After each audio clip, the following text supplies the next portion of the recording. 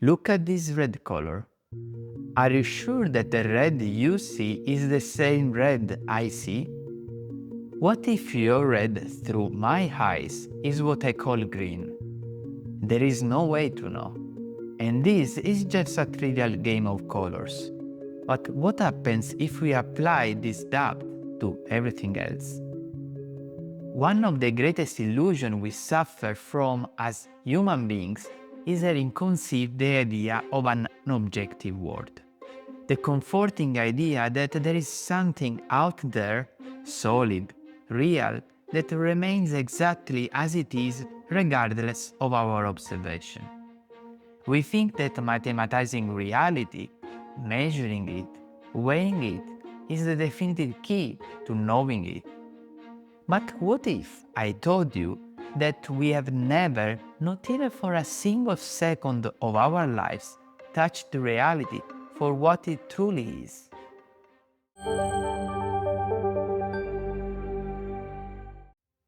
Welcome back to Luminar Thinking. Today, we are taking a journey to the edge of our perception. The fundamental problem of our existence lies in understanding how our knowledge of the world occurs. We are equipped with 5 basic senses. These are our only bridge to the outside, the only antennas that allows us to receive input from the universe. But there is a crucial detail. What we experience is not the direct observation of the world. It is the result of an electrical signal filtered, decoded, and reconstructed by our brain. We are aware of the output of this process. We see light, we hear sound, we feel heat. But of the original inputs, we know absolutely nothing. The philosopher Immanuel Kant in the 18th century has already understood everything. He divided the world into two: the phenomenon, what appears to us filtered by our senses, and the noumenon, the thing in itself, objective reality. And his conclusion was brutal. Humans are only allowed to know the phenomenon. The noumenon is forever closed off to us.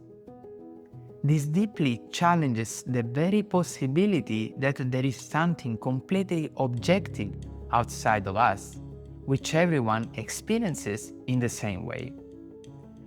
At this point, you might tell me, but wait, if you and I look at a tree, we both see a tree with the same leaves and the same trunk. Doesn't this prove that the tree exists objectively? No. The fact that we humans perceive this reality more or less in the same way does not imply that this reality exists exactly in that form. We are all human beings. We are united by the exact same biological hardware. We have the same means to observe the world. The fact that we perceive the same things only indicates that we have the same tools providing the same answers, not that the final image is the absolute truth. Imagine if all of humanity were born with a VR headset glued to their eyes that tints everything blue. We would all agree in saying that the world is blue. It would be a scientific fact for us. But would it be objective? No, it would just be a shared illusion. As Ravi Venkatesan writes in his book, What the Heck Do I Do With My Life? Nothing is as it is. Everything is as we are, meaning that there is little that is objectively true. Everything is subjective. Think about animals. A dog perceives a world made primarily of smells, invisible to us. A bat sees the world through the bouncing of sound waves. A mountain stream has 16 photoreceptors. We only have 3. And sees colors that our minds cannot even conceive. Who is right? Who is seeing the objective reality? No one. Everything is filtered and therefore subjective by definition. This obviously does not prove the opposite, which is that a physical reality does not exist. The main implication is that if this ultimate reality exists, we are isolated from it. And this is where science comes into play. Very often we make the mistake of elevating science to a religion, treating it as the spokesperson of absolute objective truth. When we give science the label of objective, we must not confuse it with pure objectivity.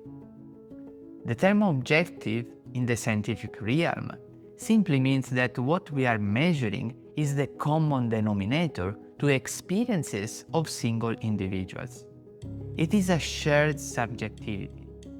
If a person has a paranormal or mystical experience, this does not fall under science, not because it is necessarily false for the one experiencing it, but because it cannot be reproduced and proven in the same way by other human beings. In 1931, the scholar Alfred Korzybski coined a very famous phrase: "The map is not the territory. Science is the map." It creates mathematical models and physical laws that are incredibly useful to navigate the world, to build smartphones, send rockets to Mars, and cure diseases. But the parameters we find, the units of measurements, the categories we create, are an arbitrary assumption of human variables. Even the purest science, mathematics, is based on this. Sure, mathematical calculations are perfect and rigorous, but they start from axioms. Axioms are intuitive, logical starting points, but chosen by humans. They are not written in the stars. They were not handed down to us on stone tablets by a creator. Starting from these commonly agreed upon rules of the game, we can build skyscrapers and artificial intelligence. But we must remember that the map remains a map. It's not the territory. Listen to what cognitive scientist Steven Pinker says. What science allows is an increasing confidence in an hypothesis as the evidence accumulates, not a claim to infallibility on the first try. Science does not find absolute truths with a capital T. It finds the best possible hypothesis to make our shared world work. Aware of this, it is natural to ask ourselves, will we ever be able to alienate ourselves from our senses? Will we ever be able to upload our minds to perceive reality for what it truly is? At the current state, the answer is no. The filter of our senses gives us the basis for our empirical experience. Everything beyond that is pure philosophical speculation. The fact that every day we discover new things and advance as a society is wonderful, but it makes us fall into a cognitive deception. We believe we are one step away from the ultimate truth. But our knowledge is like a mathematical curve approaching an asymptote. The asymptote is a straight line. It represents reality as it is, Kant's noumenon. Our knowledge course gets closer and closer to this line, to infinity, but by mathematical definition, it will never touch it. On the surface, looking at our progress from the discovery of fire to quantum physics, it seems we are making giant leaps. We undeniably know more things than our ancestors. But if we zoom on it, on the end of the graph, if we magnify the current state of our ignorance, regarding the mysteries of the universe, dark matter, the origin of consciousness, what existed before the Big Bang, we see that we are exactly as far from the asymptote as we were 1,000 years ago. It is a fractal. The closer we get, the more the mystery expands. And what is beyond that asymptote? What is hidden in that inaccessible territory? There could be anything. We could call it God. We could call it the whole, or we could even discover that the simulation theory is right and that we live inside a gigantic computer program. We can develop the most diverse and fascinating theories. There is only one problem. At the current state of things, we cannot experience it.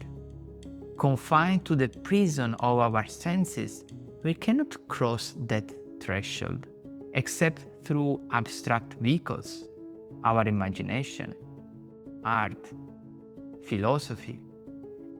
And right there, in the realm of imagination, we lose that shared objectivity defined by science. If my imagination is different from yours, there is no longer an agreement. We can only speculate to the infinite, trapped within our finite subjective experience. All this talk might seem nihilist. It might make you feel small, isolated, trapped in a biological simulation. But in reality, it is the exact opposite. This awareness should not demoralize us.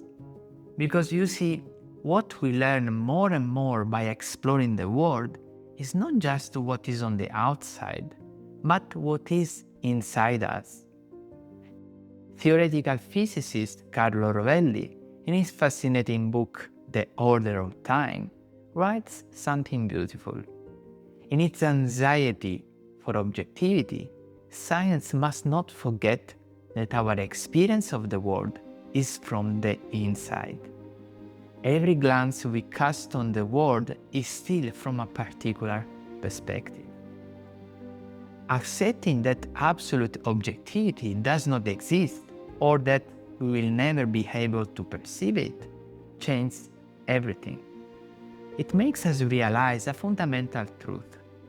Your subjective experience, your specific and unrepeatable perception of that red color, of music, of pain, and of love is unique in the entire universe. No one ever in billions of years will experience the cosmos from your exact same point of view. We have been given this brief and incredible moment of our lives to experience a wall that deep down is projected in our brain. The cosmos you observe is not out there, it's inside you. It's you. This body and this mind don't simply live in the universe, they contain the universe in its entirety. And what do you think? Do you believe we will ever manage to cross the asymptote and touch true reality? Or we are destined to explore our beautiful illusion forever? Let me know in the comments. If this journey made you see things differently, I invite you to subscribe to Luminar Thinking and hit the bell icon so you don't miss the next explorations of the mind. I'll see you in the next video.